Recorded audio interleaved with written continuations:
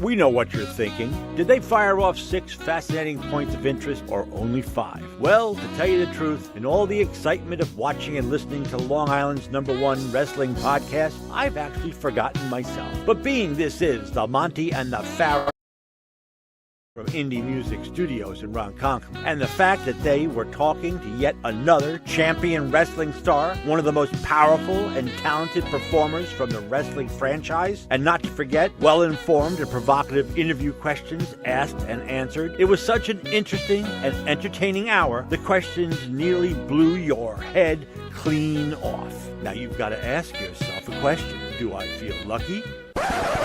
Do ya, punk? And is carrying them, and I had some big shoes to fill up, considering her career also. Tully Blanchard slaps you right in the face on television. I still, to this day, I watch this thing and it still seems as real as ever. When they came, and by the way, David Crockett's reaction during the whole thing. Well, did he even know what was going on there? Or did you guys hide that from him? Because that reaction is really gold.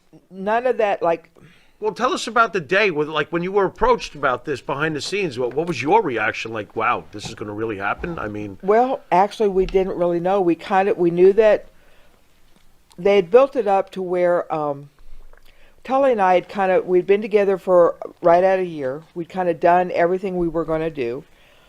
The plan was that I was going to go with Buddy Landell, and Landell was going to work a program with Ric Flair. Okay. But Buddy decided to do a bunch of cocaine instead and just disappeared. This guy. So it's another thing that worked in my favor, because that could have been a complete disaster. Sure.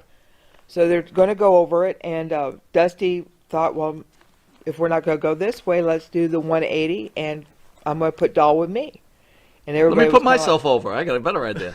But it worked out. It worked out, though. Yeah. So we were kind of going over, kind of the idea of what we were going to go through, and we had the plane ticket to Puerto Rico, and I had been gone for a little bit, and JJ, they were going to put JJ with Tully, so we had the premise of the promo going on, but everything that we talked about, there was no script.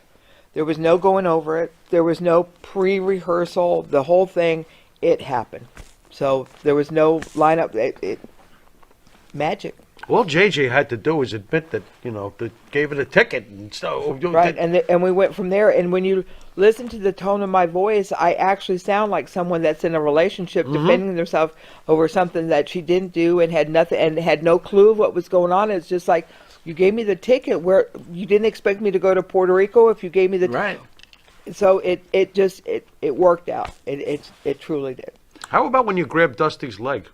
That was all me. Was that just improv? Because that's amazing. You're wrapping around his leg like, oh, protect me, oh mighty warrior. The whole mighty thing, warrior the with whole the big thing belly. from that, Dusty had said he wanted to be like King Kong and Fay Ray. Yeah. So I thought that was a perfect, Fay Ray would hold on to King Kong, protecting them from the horrible airplanes and the whole thing. So, yeah. Wow. The whole was kind of crazy when I think about it and looking at wrestling now, because now whenever they do promos, they have a script and they have to follow the script. Basically, they told us a town and what time we were going to be there and our opponent, and whatever we did at that time.